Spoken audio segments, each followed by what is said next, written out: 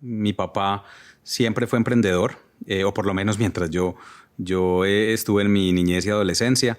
Mi mamá sí trabajaba, pues digamos, en grandes corporaciones, pero entonces veía el ejemplo en casa de un mundo muy empresarial.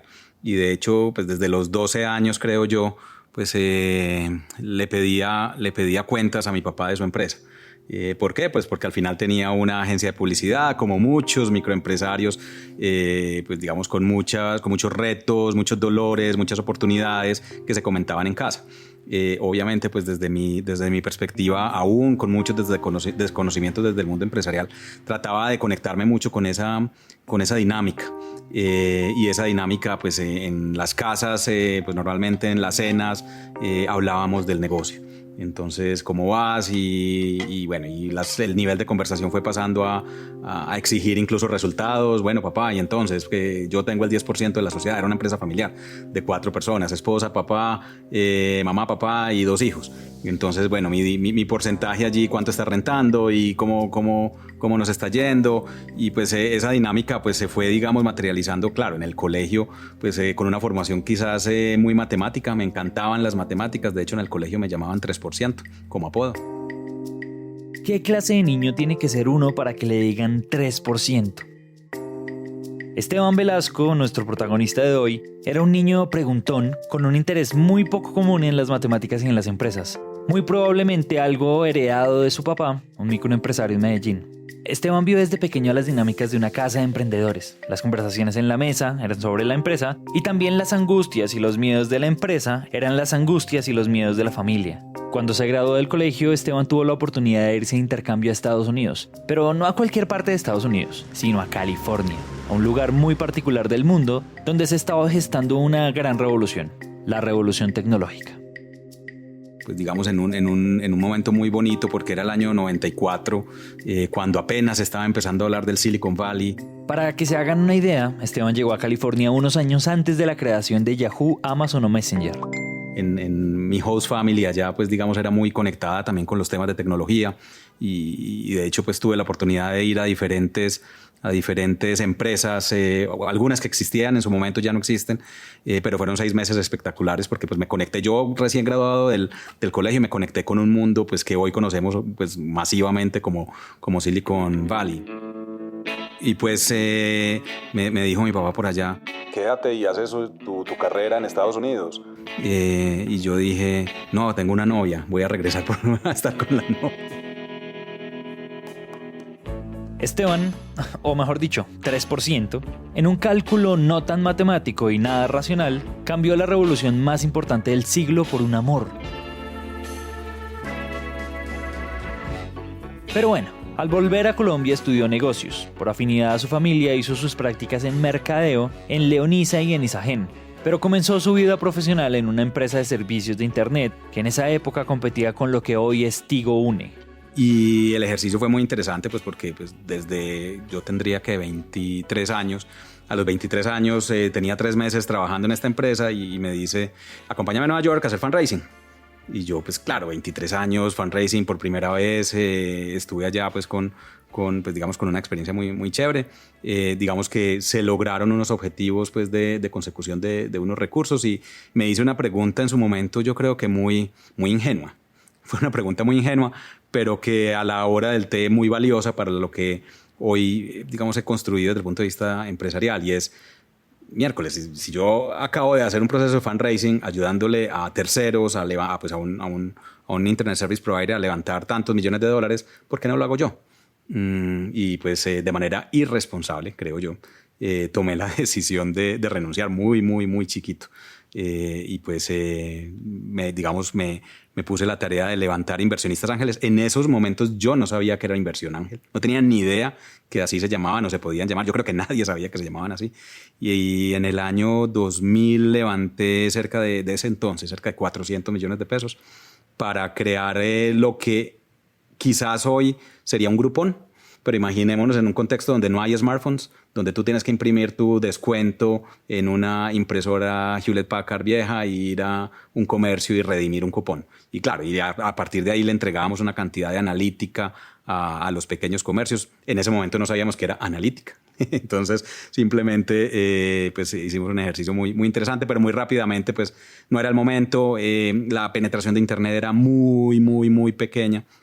Entonces, pues era una dualidad porque le estábamos ofreciendo descuentos a personas que estaban en estrato socioeconómico muy alto, estrato socioeconómico 6 para arriba, y pues esos estratos no quieren descuentos.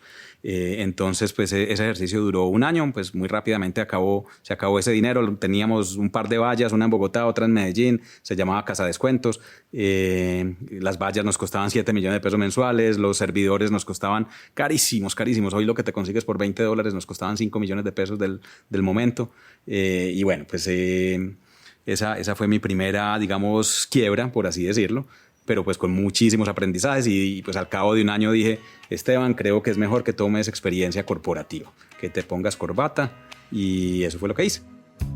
En momentos muy tempranos de la vida, Esteban tuvo acceso a lugares que fueron algo así como una pequeña rendija para ver el futuro. Antes de los 20 se encontró con un final de siglo lleno de aperturas tecnológicas. Vio de cerca la revolución de Internet y muy joven conoció las primeras versiones del mundo del capital de riesgo y a las empresas tecnológicas latinoamericanas. Sin embargo, esta visión de largo plazo también le jugó en contra. Su primer emprendimiento no quebró por tener malas ideas, sino por llegar muy temprano a ellas, lo que llaman el mal timing. Después de la quiebra, tomó una decisión razonable y era dedicarse a aprender. Y pues, ¿qué mejor lugar que aprender, por lo menos en ese entonces, que en esas grandes compañías? Esteban trabajó un año en una empresa llamada Multitel y después trabajó 2 años en Orbitel, ayudando a montar centros de telecomunicaciones por todo el país. Que son o eran esas cabinas telefónicas que se usaban para llamar a larga distancia por todo el país. Pues nosotros levantamos desde cero 400 centros de telecomunicaciones de Orbitel, entonces me tocó hacer una correría por todo el país. O sea, yo estuve viajando a cualquier esquina de Colombia, me encantó, conocí mucho y especialmente era un modelo de franquicias. Orbitel no hacía las inversiones, sino que conseguía franquiciados. Y ese modelo pues al final era relacionarse con múltiples inversionistas. Y pues eso me abrió un mundo más desde el punto de vista financiero, que era algo que quería hacer. Me fui luego a estudiar un MBA por fuera. Tuve la fortuna de salir a hacer un MBA. Estudié en un instituto en París que se llama el ISM y regresé al cabo del año, pero pues me pasó una cosa muy particular y tenía una profesora en un curso que se llamaba Career Management y la profesora nos dijo, un ejercicio muy sencillo, pero nos dijo, ¿qué te ves haciendo en 5 años? Y la respuesta mía muy espontánea fue, quiero liderar, digamos, roles de decisión en venture capital, en fondos de capital emprendedor o fondos de capital de riesgos que invierten en startups. Un poco por la dinámica que había vivido desde el principio, desde mi inicio de mi carrera trabajando para startups tecnológicas. Y la pregunta siguiente que nos hizo la profesora fue, ok, allá quieres estar en 5 años, pero ¿qué tienes que hacer hoy o dentro de 1 mes o 2 meses para llegar allá? Y la respuesta es, debes trabajar en banca de inversión. De ninguna manera estamos insinuando que la única forma de trabajar en capital de riesgo es siendo banquero de inversión. Pero ese es un camino que tiene mucho sentido. Y con esa claridad, pues eso es lo que hizo. Por eso trabajó en una boutique llamada Promotora. Pues nos dimos a la tarea de crear una primera generación de fondos. De hecho, pues en la Promotora quizás fue el pionero en Colombia en fondos. Estoy hablando ya del año 2008. Sí, 2008. En Promotora, de nuevo, tuvo la oportunidad de ver nacer un universo en el país, practicando la creación de algunos de los primeros fondos de inversión de riesgo en Colombia. Se crearon 2 fondos, un fondo por 40.000 millones de pesos, que era el de Venture Capital. Allí estuve yo liderándolo, entonces un poco estaba anticipando ese sueño que me había planteado desde Francia. Entonces pues se logró pues a nivel de volumen en una magnitud. Era la primera generación de fondos, muchísimos aprendizajes desde el fundraising o levantamiento de recursos, desde el acompañamiento de las empresas, desde las decisiones buenas y no tan buenas, desde todo el ejercicio de construcción empresarial, juntas directivas, gobierno corporativo, etcétera, etcétera. Y luego, pues digamos con un poco más de madurez profesional, decidí volver a ese año 99-2000 de crear empresa. Y dije, ok, ya llevo una carrera importante como pues en el mundo corporativo y quiero pues digamos tener algo propio, y decidí pues digamos crear una gestora de fondos de Venture Capital en su momento con un socio argentino, con Esteban Mancuso. Pues digamos nos conocimos, hicimos una empatía y una química espectacular, muy complementaria. Yo creo que eso es muy importante, que tus socios sean muy complementarios.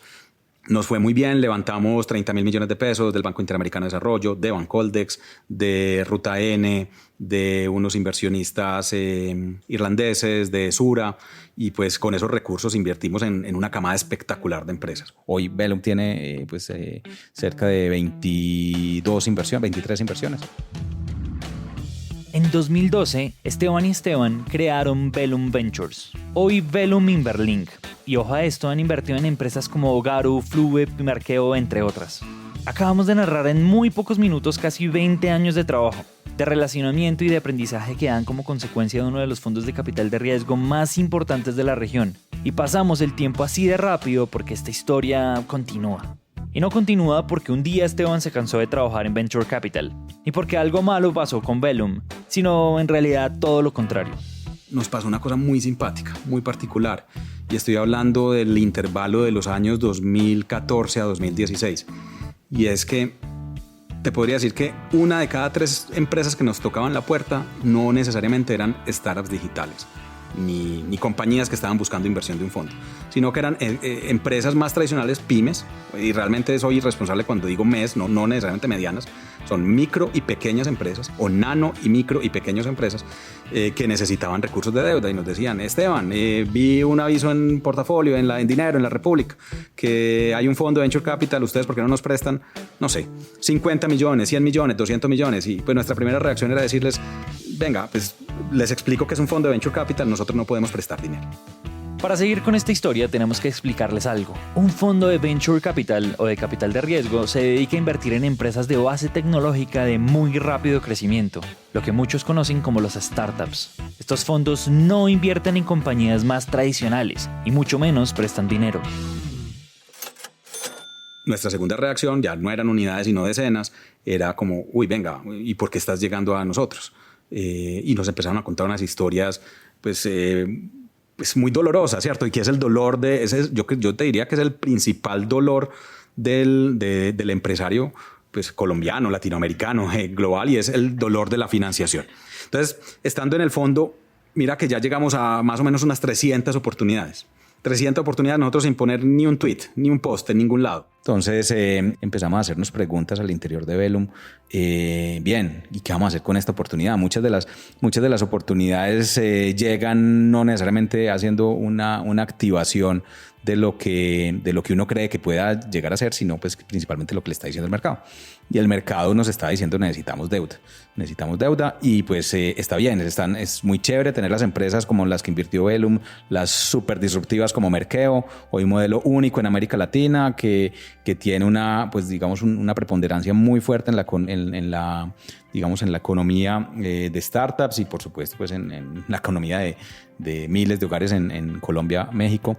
Pero pues también qué pasa con aquella empresa que es de servicios, que es una firma de diseñadores, o aquella empresa que hace madera, o aquella empresa que comercializa juguetes y que cada una emplea 20, 30 personas y al final de manera agregada pues se está generando cerca del 60% del empleo privado del país. Entonces con esas preguntas nos miramos a los ojos y dijimos, ya habíamos vinculado a Felipe Llano, que es hoy otro de los pues digamos el otro cofundador de Semple.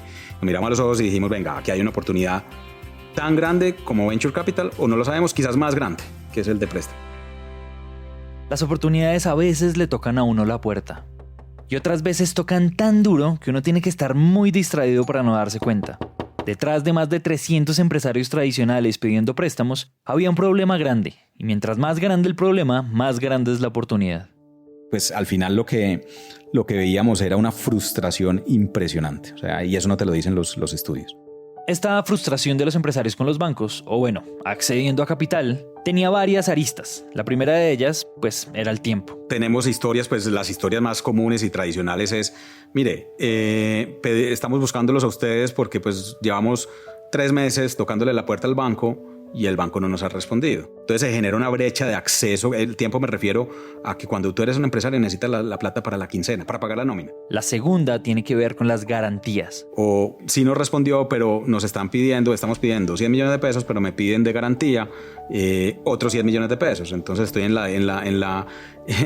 la disyuntiva de vendo mi activo por 100 millones de pesos y no le pido prestado al banco. O sea, los temas, los dolores están muy asociados a las estructuras de garantías, porque el pequeño empresario no tiene patrimonio para poderla soportar. La tercera, con los montos. Cuando un empresario dice que necesita 150 millones de pesos, no necesita 20, necesita 150 millones de pesos. Hay que entender que quien está al frente del negocio es el empresario y no la institución financiera. La cuarta, con las características de los productos financieros que les ofrecen. Muchos empresarios nos hablaban de las oportunidades de generar instrumentos de ahorro, que no lo tienen, que casi que es mejor tener la plata debajo del colchón, porque todas las tasas, tarifas son venenosas. No solamente hablar de la banca tradicional, hay otras instituciones financieras no reguladas pues que hacen cobros o tasas o tarifas que no corresponden, que cobran 4 por 1000, que cobran costos por estudio, que cobran uso de plataforma, lo cual no debería suceder, por lo menos en este segmento de micro y pequeña empresa. Y bueno, de último, pues también escucharon historias insólitas y desafortunadas que resultan difíciles de categorizar, como esta. Había dos mujeres que tenían su empresa de salud y se acercaron y nos dijeron, venga, necesitamos recursos, y cuando preguntamos por qué, nos dijeron, pues mire, a nosotros no nos prestan, les prestan a los esposos nuestros. Porque el gerente del banco, pues digamos, confía en que son los hombres que están firmando, que tienen una estructura de machismo ridículo, absolutamente ridículo. Estos dolores darían lugar a una compañía nueva llamada Simply. En el próximo episodio les contamos qué pasó.